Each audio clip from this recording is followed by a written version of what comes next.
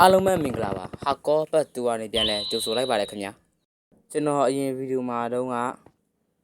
အာယုံနဲ့လာပါလေးကျွန်တော်ရခဲ့တယ်ဒါပေမဲ့အခုဗီဒီယိုမှာတော့ကျွန်တော်ရွာချပြီးအဲ့ဒီရွာမှာကျွန်တော်အိမ်တိုင်ဆောက်ဖို့စဉ်းစားထားပါတယ်ခင်ဗျာโอเคဒါဆိုရင်စကားများပဲနဲ့ဗီဒီယိုလေးကိုစားလိုက်ရအောင်ခင်ဗျာ channel လေးကို subscribe လုပ်ရသေးဘူးဆိုလဲ subscribe ခလုတ်လေးနှိပ်ပြီးတော့ကြပါအောင်ခင်ဗျာကျွန်တော်အာယုံနဲ့လာပါလေးကိုယူခဲ့ပြီးဆိုတော့ရွာချဖို့ကျွန်တော်ထွက်ခဲ့ပါပြီခင်ဗျာကျွန်တော်ရွာချပြီးအဲ့မှာ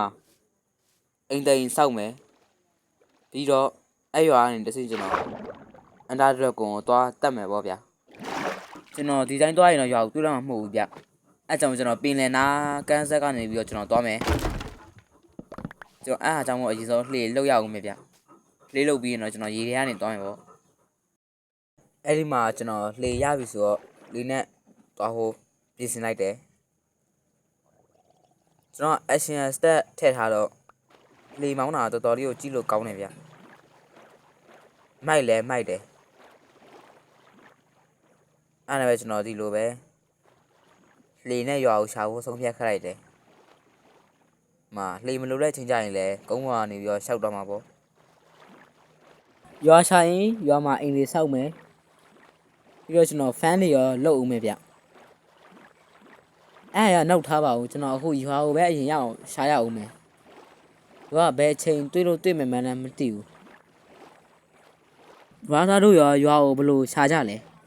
တကယ်လို့ရွာရှာနီးလေးရှိနေကျွန်တော်ပေးခဲ့ကြပါအောင်ခင်ဗျကောမန့်မှာမက်ခံလို့ရပါတယ်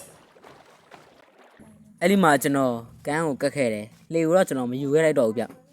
နောက်ထပ်ရေချောင်းလန်းခီးတွေရှိမှလည်းမထင်ဘူးဒါကူလားကူမဟုတ်တိရအောင်ကျွန်တော်ထဲကိုဝင်ကြည့်ဖို့ဆုံးဖြတ်လိုက်တယ်ပစ္စည်းကောင်းလေးတွေ့ရင်လည်းတွေ့လို့တွေ့ညာပေါ့ဗျာမြတ်မှာဆုံးသွားပြီဗျကူကဘာမှတော့မရှိဘူးတော့ကျွန်တော်ရဲ့ဒီမှန်ချက်အတိုင်းရွာကိုပဲရှာနေလိုက်တော့တယ်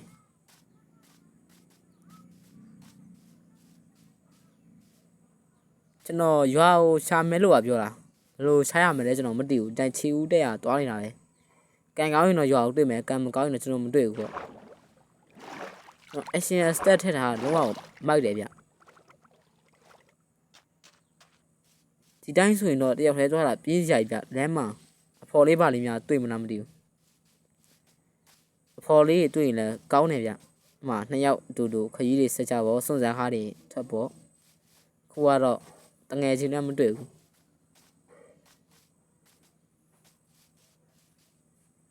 ဒီလိုနဲ့ကျွန်တော်တွားလိုက်တာဒီ7မှာပဲကျွန်တော်ရွာကိုတွေ့ခဲ့တယ်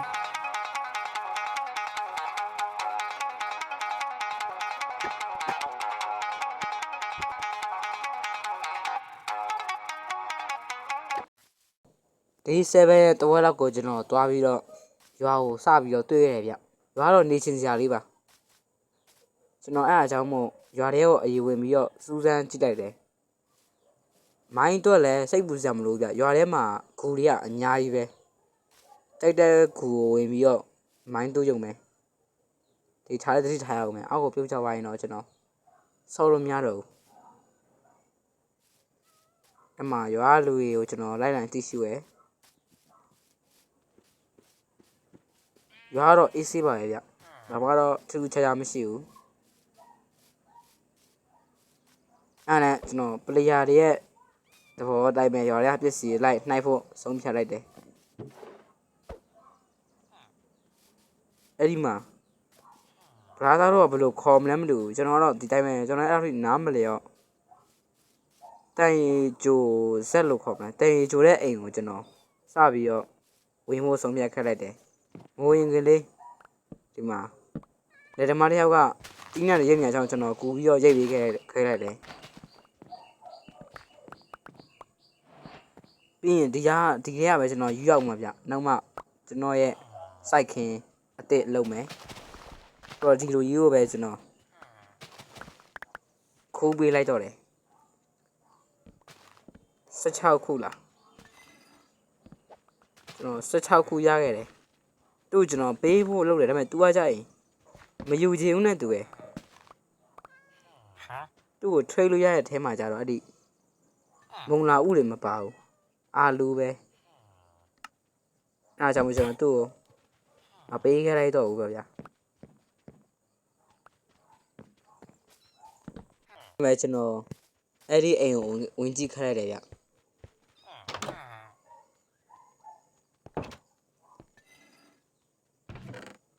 အိမ်ထဲမှာတော့ထွေထွေထူးထူးတော့မရှိဘူးပေါင်မုံရယ်ပြီးရင်အိုင်ယွန်ဖစ်ခတ်ရယ်ပြီးအိုင်ယွန်ပေါင်းပြီးရယ်အဲ့ဒါပဲဗျကျန်တဲ့အဖိုးတန်ပစ္စည်းတွေတော့မရှိဘူးချို့ပလီယာတွေဆိုရင်ဒိုင်မွန်းတွေပါရရတယ်ဗျကျွန်တော်ကတော့အဲ့လိုထောင်းမရဘူးတည်ဘူးအဲ့နဲ့ရွာတွေကအိမ်တွေကိုလည်းလိုက်ပြီးတော့ငွေကြည့်ဖို့ကျွန်တော်ဆုံးဖြတ်ခဲ့လိုက်တယ်ပြီးကျွန်တော်ဒီရွာမှာအိမ်ဆောက်ပြီးနေမှာဗျဒီလိုအိမ်ဒီမှာကျွန်တော် chest တွေကမရှိဘူးတော့ဒီအပေါ်မှာ chest တွေမရှိတော့ဘူးထင်တယ်ဗျအဲကျွန်တော်ဘေးပတ်ဝန်းကျင်မှာနောက်ထပ်ရွာတွေများရှိအောင်မလားဆိုကြည့်တယ်ရွာတွေကတော့မရှိတော့ဘူး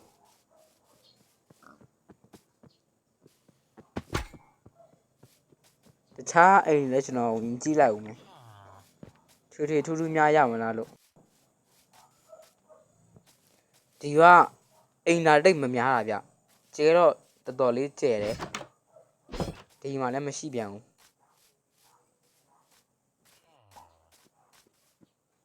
ဒါတိုးမဲလေးလားတိုးမဲတော့မဟုတ်ဘူးနော်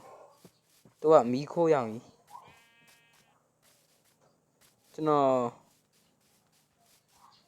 အဲ့ရွာသားဒီမှာဘာလို့နေရလဲမသိဘူးကျွန်တော်နောက်ထပ်နေရာတွေလည်းရှာကြည့်သေးတယ်ရွာတွေကတော့မရှိတော့ဘူးထင်တယ်ဗျဒီတရွာတည်းနဲ့တူတယ်အဲ့ကျွန်တော်အိမ်တွေထဲမှာလည်း chest တွေမရှိဘူးဟောအိမ်ဆောက်လို့ကောင်းမဲ့နေရာလေးတွေရှာကြည့်လိုက်မယ်ဗျ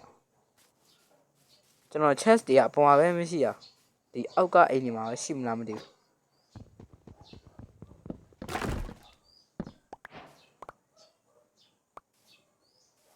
ကျွန်တော်တစ်ခုတ်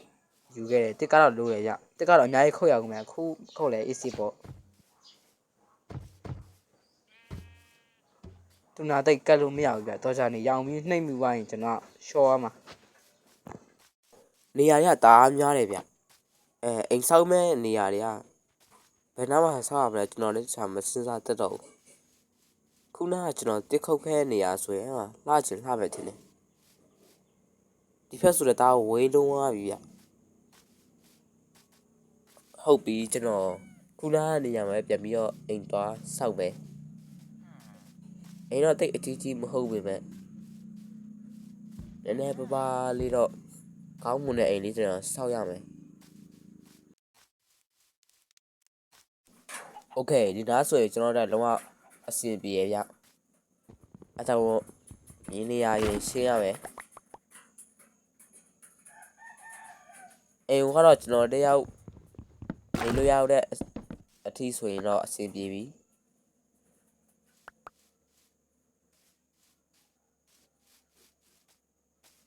ရပြီတက်တာတွေရောလိုတည်းတက်တာတွေခုတ်ရအောင်ပဲဗျဒီမှာအပင်လေးပြန်ဆိုင်လိုက်မယ်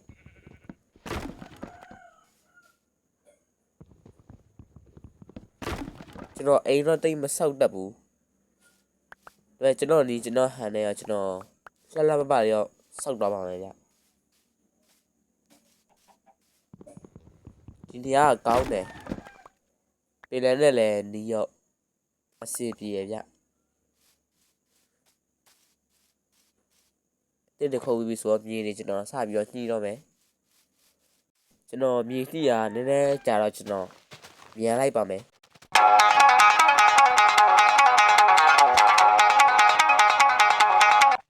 မြေကတော့ပြီးသွားပြီနောက်ညှိဖို့လိုလေးတော့ကျွန်တော်ညှိဦးမယ်ဗျဟိုကြက်တရအစားကျွန်တော်မှအစာတွေရှော့တူကလာပြီးတော့တောင်းနေရဗျโอเคသူနှစ်ယောက်ကလင်းဝိုင်းချက်ပေါက်လေးကတော့ချစ်စရာလေးအဲ့ဒါကျွန်တော်အိမ်ဆောက်မဲ့နေရာကိုစပြီးတော့ရွေးတော့မယ်အဲ့ဒီမှာအိမ်မဆောက်ရသေးခင်ကျွန်တော်ညရောက်သွားတော့အိပ်ဖို့ဆုံးဖြတ်လိုက်တယ်ဒါဆိုရင်ဒီကအိတ်လားဒီနိုင်လားကျွန်တော်လည်းမသိတော့ဘူးဗျပြီးကျွန်တော်အိမ်ဆောက်တော့မယ်ဗျအိမ်ဆောက်ခင်ကျွန်တော်စကေလီတာတွေတွေ့တယ်ကျွန်တော်အိမ်နားမှာစကေလီတာတွေကျွန်တော်အလိုမရှိဘူးအဲ့တော့သူ့ကိုကျွန်တော်အိမ်ဆုံးတက်လိုက်ရဗျ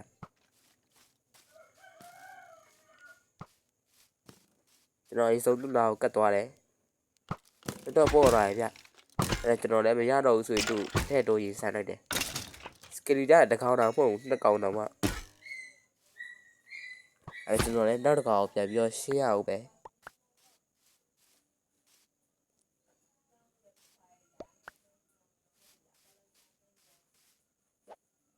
သူရတယ်တိတ်မရှိတော့ဘူးโอเคကျွန်တော်သူ့ကိုတွားပြီးတော့ချတော့မယ်ဘယ်ဟွာလဲဟာခဏလေး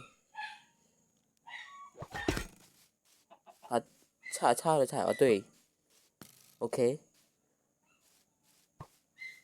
သူကျွန်တော်ခုနကလိုပဲဝိဝက်ပြီးရှောင်းမယ်ပြီးအနာကတ်တော်ကြီးကျွန်တော်တို့ချမယ်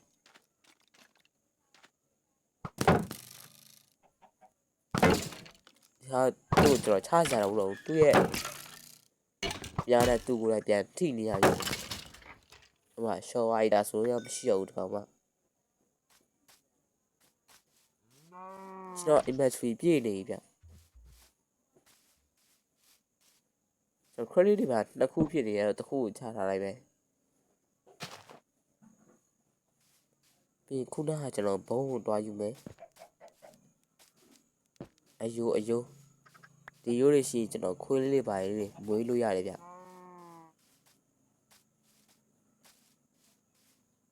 โอเคရပြီကျွန်တော်ဒီစကလီတန်တဲ့အချိန်ကြီးကဒါကုန်သွားပြီဗျအဲကျွန်တော် extra ဆောက်ပါတော့မယ်ခင်ဗျာအရင်ဦးစားကျွန်တော်အိမ်တိုင်းတွေကိုထောင်တယ်အဲ့ဒီမှာကျွန်တော်အိမ်တိုင်းထောင်တာများပြီးတော့ကျွန်တော်ဘလော့တစ်ခုပို့ရတယ်အဲ့တော့ကြည့်လို့မကောင်းတော့သူတို့ခန်းစားလို့ကျွန်တော်အဲ့ဒီဘလော့ကိုဖျက်လိုက်တယ်ဒီတိုင်းဆိုရင်ဘလို့တို့စိတ်ရှင်လက်ရှင်စောင်းနိုင်မှာမဟုတ်တာကြောင့်ကျွန်တော်လည်းအိမ်ဆောက်တဲ့ဟာကိုကျွန်တော်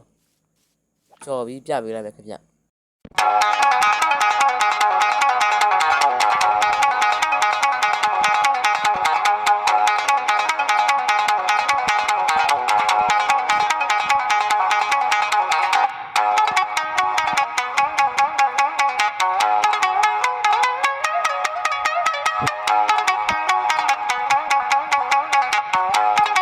ကျွန်တော်အိမ်ဆောက်နေမြင်းလေးတစ်ကောင်တွေ့ရဗျအဲ့တော့ကျွန်တော်အဲ့ဒီမြင်းလေးကိုချန်နဲ့ခတ်ပြီးထည့်ထားဖို့ကျွန်တော်ဆုံးဖြတ်လိုက်တယ်ကျွန်တော်မှမြင်းလည်းမရှိဘူးဒါပေမဲ့မြင်းကိုစီးလို့ရတဲ့ဟာဘယ်လိုခေါ်မလဲကျွန်တော်လည်းမသိဘူးအဲ့ဒါတော့ရှိရယ်အဲ့ဒါကြောင့်မို့ကျွန်တော်အဲ့ဒါကိုယူပြီးမြင်းလေးကိုကျွန်တော်ချန်ခတ်ပေးလိုက်တယ်နောက်ကသူ့ကိုကျွန်တော်တေးချလေးဒီစိုက်ပေးရအောင်ပဲဗျအခုကကျွန်တော်အိမ်ဆောက်နေရမို့လို့အိမ်ဆောက်ဖို့ပဲကျွန်တော်ဆုံးဖြတ်ထားလိုက်တယ်အဲ့တော့ကျွန်တော်တို့အိမ်ဆောက်လိုက်အောင်ခင်ဗျာ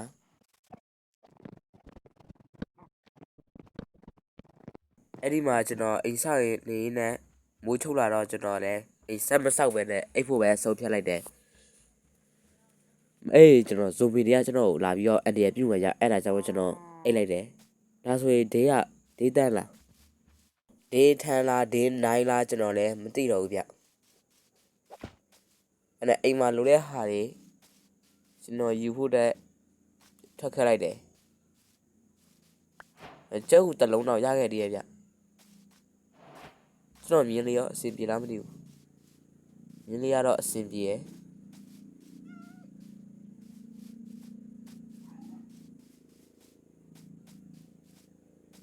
ကျွန်တော်အိမ်မှာလိုတဲ့ဟာကြိုက်တခြားဟာတော့မဟုတ်ဘူးဗျဒီလိုတစ်ပြည့်မျိုးလိုပါဗျဒါမဲ့တော့မှရှိတဲ့တစ်ပြည့်မျိုးကျွန်တော်အဲ့ဒီတစ်တုံးလေးလိုနေရအဲ့ဒီတစ်တုံး6ခုတော့ရပြီတခြားဘယ်မှာတွားရှာလို့ရအောင်မလဲကျွန်တော်လည်းမသိတော့ဘူးဒီလောက်ဆိုလဲရတော့ပါပြီထင်ပါလေကျွန်တော်တို့အတစ်တုံးကြီးလို့တော့မဟုတ်ပါဘူးတစ်သားလိုနေရအိမ်မှာကျွန်တော်လမ်းကြုံလုံးလေးအိမ်တဲဝင်ပြီး chest တွေရှိမလားကြည့်ခဲ့လိုက်တယ်ကန်ဆိုးတာ chest တွေကမရှိဘူးဗျကျွန်တော်လည်းဒီတိုင်းပဲထားခဲ့လိုက်တယ်အိမ်ကိုကျွန်တော်ရဲ့အိမ်ဆောက်တဲ့နေရာကိုကျွန်တော်ပြန်လာခဲ့လိုက်တယ်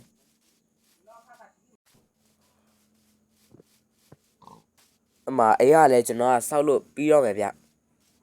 အပေါ်ထက်တော့ရောက်သွားပြီအဲ့တော့အိမ်မှာကျွန်တော်ပဒင်းပေါက်တွေလူတည်းရဲ့အဲ့ဒါကကျွန်တော်နောက်မှပဲလုပ်လိုက်တော့မယ်အခုအိမ်ကိုပုံချမ်းလေးကျွန်တော်အရင်စောက်ထားလိုက်မယ်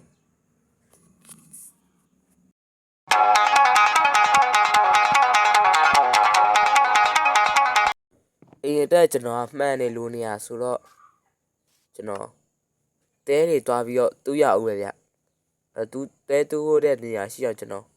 ဒီထက်ကမီးဖိုလေးကိုကျွန်တော်ထားခဲ့လိုက်တယ်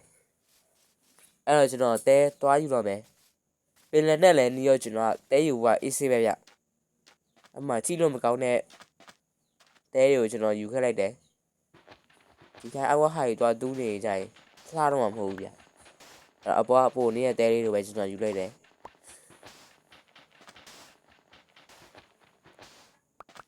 ကျွန်တော်တော့ဘာမှမလို့တော့ဘူးထင်တယ်ဗျဒီမှန်တစ်ခုပဲ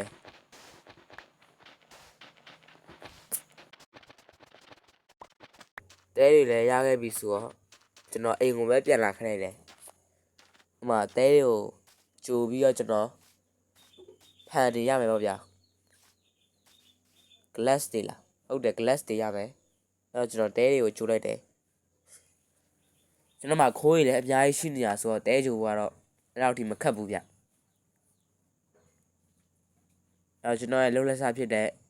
အိမ်ကိုပဲဆက်ပြီးတော့စောက်ဖို့ဆုံးဖြတ်လိုက်တယ်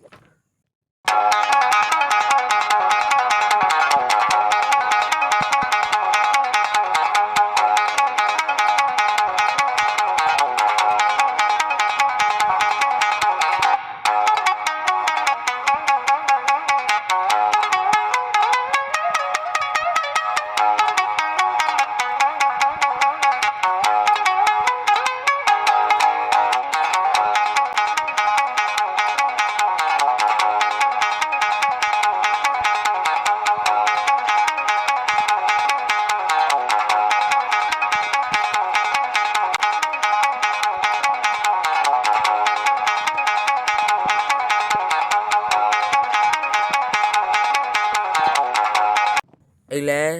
စောက်လုပ်ပြီးသွားပြီဆိုတော့ကျွန်တော်အသွေးပစ္စည်းလေးပေါ့ test တွေကျွန်တော်ထားဦးမယ်အပေါ်ခဲတော့ကျွန်တော်လည်းအဆင်ပြေပြီဗျအောက်ခံမှာတော့ကျွန်တော်အသားလေးပဲထားတဲ့နေရာလည်းမရှိဘူးဟိုမှာကျွန်တော်ကရှိရပေလေးပြန်ပြီးတော့ဆက်လိုက်တယ်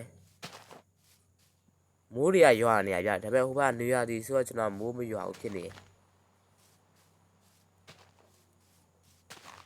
အပေတွေကိုစိုက်တယ်ဒီကောင်လေးကျွန်တော်သိရဗျဒီကောင်ရဲ့အခွန်လေးနဲ့ခွေးအာမာလေးလှုပ်လိုက်ရမဟုတ်ဘူးလားအဲကျွန်တော်သူ့ကိုဒီတိုင်းဖမ်းထားဖို့ဆုံးဖြတ်လိုက်တယ်ဟောလေအဲ့ထက်ဝင်စမ်း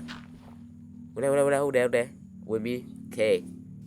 ရပြီကျွန်တော်တို့နောက်မှခြံလေးနဲ့စိုက်ပေးထားလိုက်မယ်ပြီးတော့ကျွန်တော်အပင်လေးစိုက်ရအောင်ပဲအပင်လေးစိုက်ပြီးပါဆိုတော့ကျွန်တော်စစ်သားကြီးထက်ခုတ်တယ်ဒါအိဆောက်တော့မဟုတ်ဘူးဗျကျွန်တော်အဲ့မှာတက်တာပုံးတွေ test တွေကျွန်တော်လုပ်ရအောင်ပဲ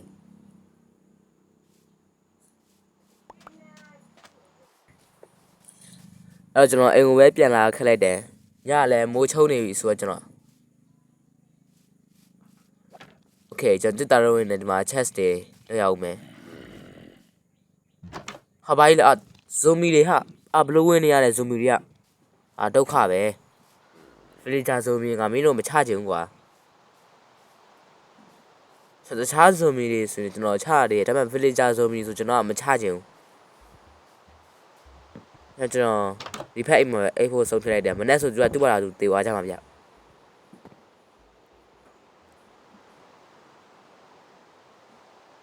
ခွေ day level ရောက်ပြီထင်တယ်နော်ဟုတ်တယ်ဒါ day level နေမယ်17ရက်မြောက်နေ့မှာတော့ကျွန်တော်အိမ်ကိုလုံးဝပြီးစီအောင်ကျွန်တော်စောင့်နိုင်လိမ့်မယ်လို့ထင်တယ်။ဇူမီကလည်းမီးကြီးလောင်နေကြပြီ။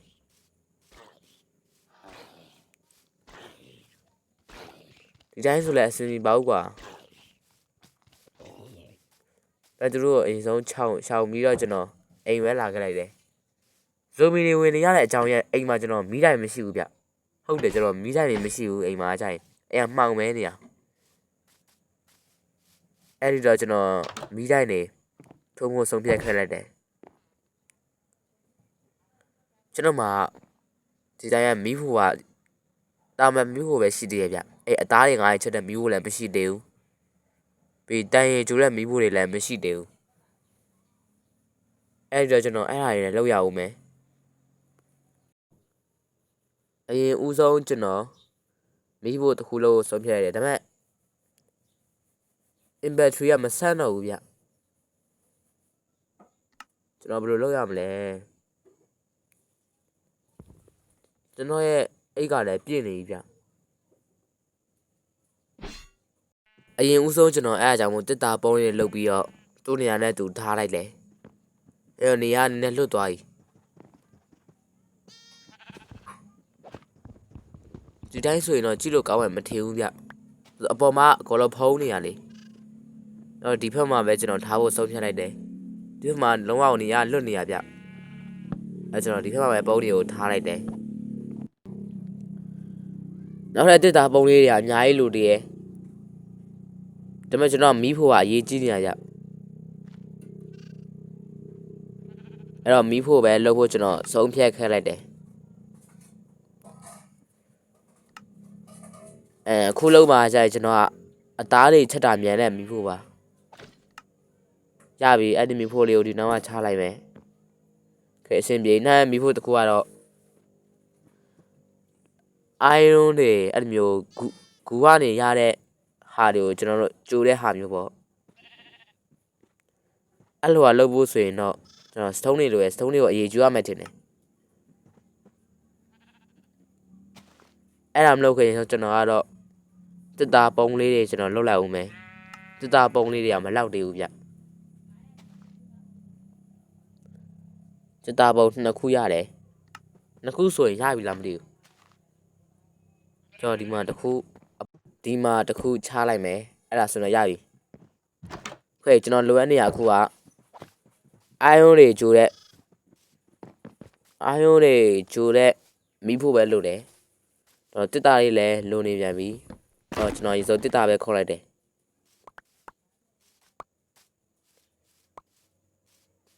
ကျွန်တော်အိမ်လေးကအဝေးကြည့်ရင်တော့တိတ်ပြီးတော့ဒုံးလီဖြစ်နေသေးရဲ့ဗျပြီးတော့ကျွန်တော်အိမ်လေးကိုနည်းနည်းလေးပြင်ဆင်ရအောင်မယ်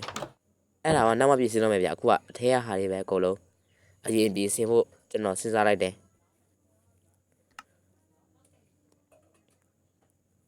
ကျွန်တော်တစ်တာပုံးတစ်ခုလောက်လုပ်အောင်မယ်ဗျ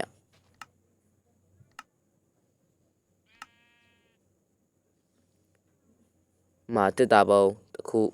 ရတယ်ဒါကြောင့်နှစ်ခုရှိတော့နှစ်ခုကပို့ပြီးကောင်းမယ်ထင်တယ်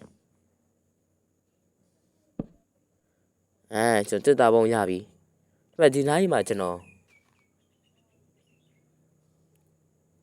အိုင်းမကြိုတဲ့မီးဖို့ထားမယ်ဆိုလှမယ်မထင်ဘူးဗျ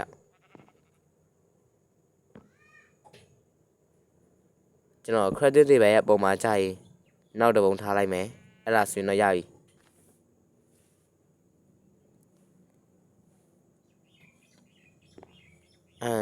တစ်တာပုံးဒီပုံးကိုကျွန်တော်ဖြတ်လိုက်မယ်ဗျဘာလို့ဆိုအဲ့ဒီနေရာမှာကျွန်တော်ကအဲ့မျိုး iron တွေကော်ပါတွေကြိုလို့ရတဲ့ဟာထားဖို့စဉ်းစားထားတယ်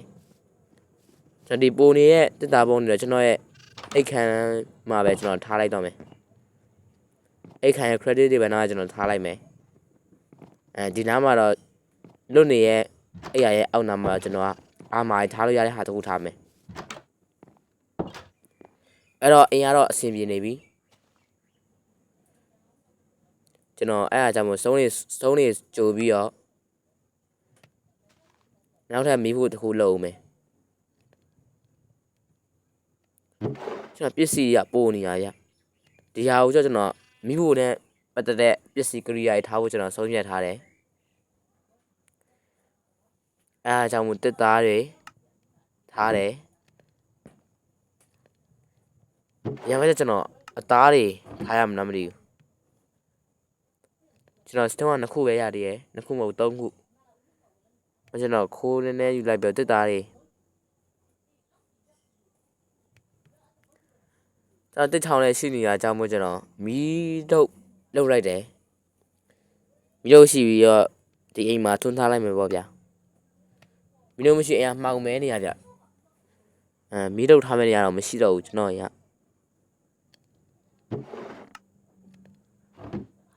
အဲ့ဒီနားထဲမှာလည်းမီးတုပ်ထားလို့မရဘူးလွတ်နေရနေရတယ်မီးတုပ်ထားရတော့မယ်ငါလည်းမတက်နိုင်တော့ဘူးကွာဒါဆိုရင်တော့ရပြီ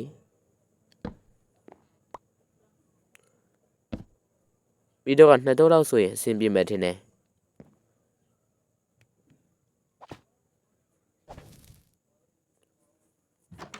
โอเคအပေါ်ခန်းမှာလည်းမီးတုပ်တွေထားရအောင်မယ်အင်းဆုံးအပေါ်ခန်းမှာမထားခင်ကျွန်တော်စထုံးလေးကြိုထားကြည့်လိုက်အောင်မယ်ရပြီဒီထဲမှာကျွန်တော်ဒီတိုင်းအသားစိမ့်နေထားလိုက်မယ်ကျန်တော့ချက်ပြီးသားအသားတွေပေါ့ဗျာနောက်တစ်ခုကကြာတော့ကျွန်တော်ဟင်းတီဟင်းရွက်အဲ့လိုမျိုးဟာကြီးထားလိုက်မယ်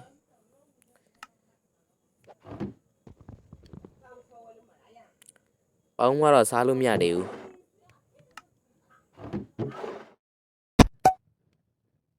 ကျွန်တော်လည်းအားနေရဆိုတော့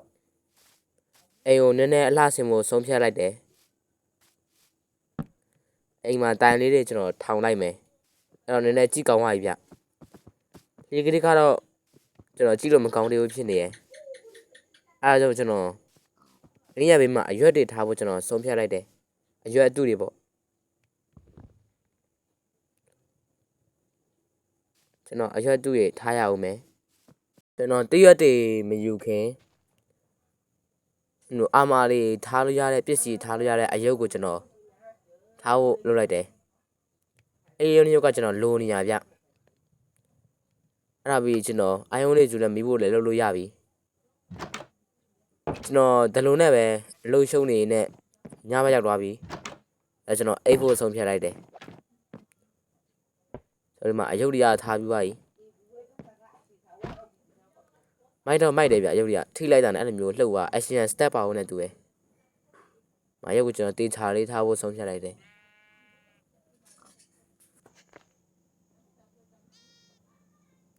ညဘက်ရောက်နေပြီဆိုကျွန်တော်အိတ်လိုက်တယ်โอเคဒေးတွဲရောက်ပါပြီခင်ဗျာဒေးတွဲရောက်တဲ့နေ့မှာကျွန်တော်စပိုက်ဒါတွေဒါအများကြီးတွေ့ရဗျစပိုက်ဒါ3 កောင်တော့မှထင်တယ်အဲ့မှာကျွန်တော်စပိုက်ဒါ1 កောင်တက်လိုက်တယ်ဒီမှာကျိုးတစ်ချောင်းရတယ်ကျွန်တော်နောက်တစ်កောင်တွေ့ရအဲ့နောက်တစ်កောင်လည်းကျွန်တော်တက်ဖို့ဆုံးဖြတ်လိုက်တယ်သူ့တက်တော့ကျွန်တော်ဘာမှလည်းမရဘူးဗျအဲ့ဒါကြောင့်ကျွန်တော်ရဲ့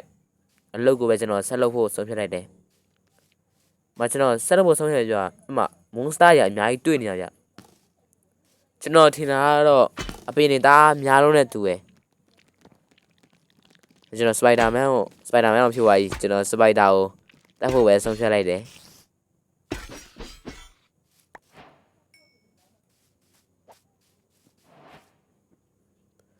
ဝေးကျွန်တော်စပိုက်ဒါကိုတက်လိုက်ပြီးဆိုတော့ကျွန်တော်အိုင်ယုံတွေကြိုတဲ့မီးဖိုလေးတစ်ခုလုံးဖို့တဲ့ကျွန်တော်ဆုံးဖြတ်လိုက်ပြီမီးဖိုလုံးဖို့ဆိုရင်ကျွန်တော်ဘာလို့တွေးလိုက်ဗျဘာမှတော့မလိုတော့ဘူးကျွန်တော်မီးဖိုတော့ရပြီအဲ့ဒါဆိုရင်ကျွန်တော်ရဲ့မျိုးမီးဖိုချောင်တွေကတော့လုံးဝပြည့်စုံတော့ပါပြီခင်ဗျာ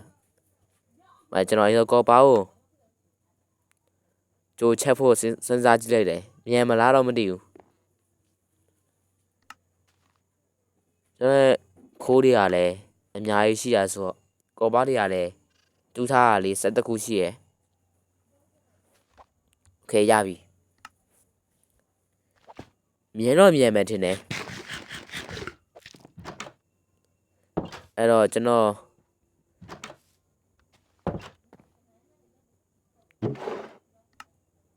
အသားတွေကိုကျွန်တော်ကြိုချက်ရင်ကောင်းမလားဘာလို့ရမလဲဆိုတော့ကျွန်တော်လည်းတိုင်ပတ်နေပြီဗျကျွန်တော်အားဟားနေရအဲ့ဒါကြောင့်ကျွန်တော်ရှေ့ရဲ့အာယုံလေးနဲ့ကျွန်တော်ကတ်ကြီးတစ်ခုလုပ်လိုက်တယ်ပြီးကျွန်တော်အဲ့ဒီကတ်ကြီးနဲ့ အရွက်တွေကိုတွားပြီးတော့ညှက်ရအောင်ပဲဗျ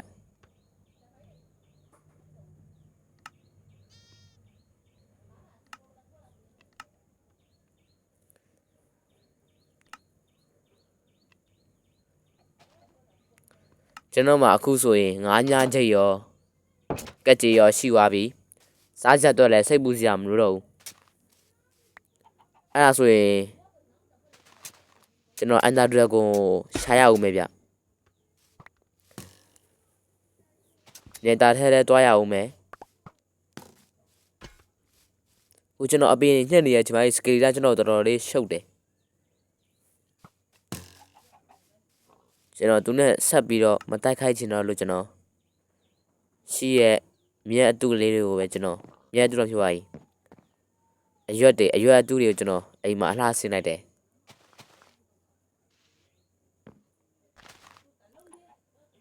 အရွက်ကတော့မလောက်သေးဘူးဗျအရွက်ကလူသေးရယ်ကျွန်တော်သွားတိုင်းအဲ့ဒီကကျွန်တော်အမြဲလိုက်ပြီးမြားရည်နဲ့ပြစ်နေရဗျကျွန်တော်လည်းတိတ်ဆိတ်မရှိရှင်တော့ဘူးအဲ့ဒါကြောင့်ကျွန်တော်သူ့အိမ်ဆုံးတက်ဖို့ဆုံးဖြတ်လိုက်တယ်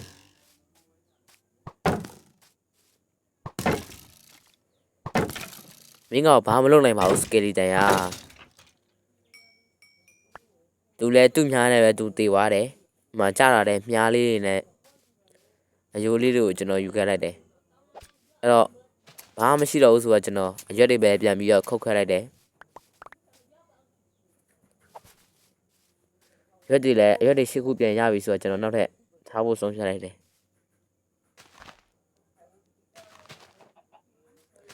Okay ရပြီ။လောက်တော့မလောက်သေးဘူးဗျာနှစ်ခုလိုနေသေးတယ်အဲ့တော့ကျွန်တော်ပြန်ပြီးတော့ခုတ်လိုက်တယ်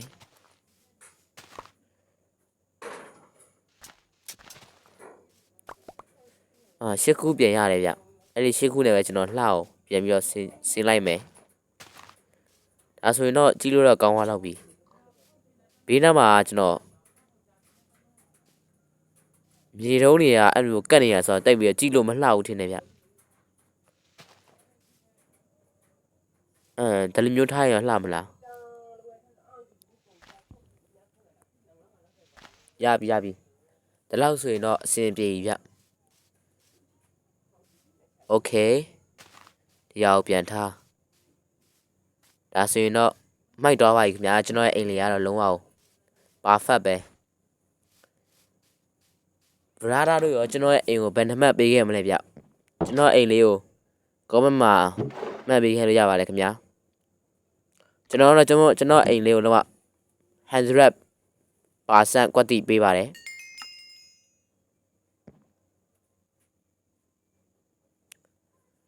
โอเคအိမ်မှာလောက်ရှာတာမရှိတော့ဘူးဗျ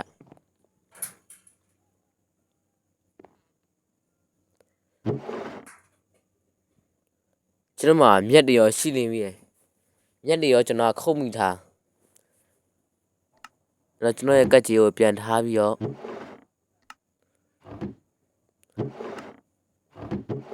ချက်စ်တွေစစ်တယ်အမ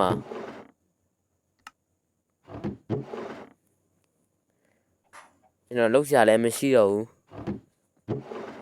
အဲ့ဒါကြောင့်မို့အိမ်ပေါ်ထက်ကအယုတ်တွေစီတွားပြီးကျွန်တော်အဲ့ဒီထဲမှာအာမာတွေဝေ့ဖို့ဆုံးဖြတ်ခဲ့လိုက်တယ်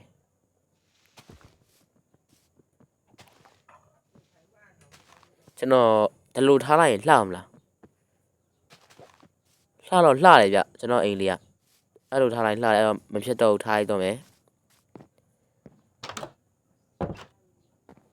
ပြီးရပေါ်ထက်ရုပ်လေးရှိကိုကျွန်တော်အာမာတောင်းဝေ့ပေးဖို့ဆုံးဖြတ်လိုက်တယ်ကျွန်တော်မှာ iron ပေါင်းပြီးတစ်ထည်ရှိရယ်ပြီးတော့ကော်ပါအုတ်ထုပ်တစ်ခုရှိရယ်အဲ့ဒါကုန်းတော့ပါဗျအဲ့ဒါကိုတက်ပေးလိုက်မယ်ဒါဆိုရင်တော့ကြည့်လို့ကောင်းသွားပြီခင်ဗျကျွန်တော်ရဲ့အဖိုးတန်ပစ္စည်းလေးတွေကိုဒီမှာပဲထားမယ်လှသွားပြီအဲ့တော့ကျွန်တော်အိမ်လေးကိုဗလာတို့တစ်ချက်ပြမယ်မပြခင်ကျွန်တော်အိမ်တွေကိုအိန္ဒိယတစ်တာတွေကိုကျွန်တော်တရမျိုးလေးထားလိုက်တယ်ဗျတစ်တာဒုံးကြီးဆိုတော့မလှဘူးဗျ အဲ့တော့အခုနေကိုခွာလိုက်တာပေါ့တက်တာအခုနေကိုကျွန်တော်ခွာလိုက်တယ်အဲ့လိုဆိုတော့ပို့ပြီးတော့ကြည့်လို့ကောင်းသွားမယ်ထင်တယ်ဗျ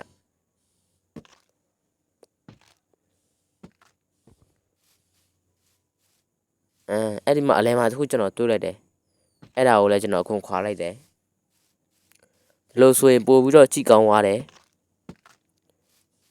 လှသွားရဲ့ဗျကျွန်တော်အိမ်လေးကတော့လုံးဝလှနေပြီ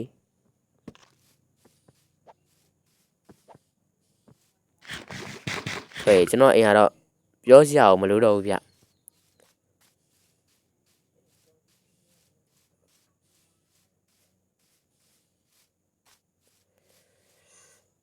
အနောက်ကတော့တိတ်ပြီးကြည့်လို့မလှနိုင်မယ်အရှိရတယ်လည်းလှတယ်ဗျဒါတော့ကျွန်တော်အိမ်လေးကိုအမှတ်တွေပေးထားကြပါဦးโอเคကျွန်တော်ဗီဒီယိုတွေကတော့ပါပဲခင်ဗျာကြည့်ရှုပေးခဲ့ကြတဲ့ brother တို့အားလုံးလည်းကျေးဇူးအများကြီးတင်ပါတယ်ပိုကောင်းတဲ့နောက်တော့မှပြန်ပြီးတော့တွေးကြတာပေါ့ channel လေးကို subscribe လုပ်ရတဲ့လည်း subscribe လေးလုပ်ပြီးတော့ကြပါဦးခင်ဗျာ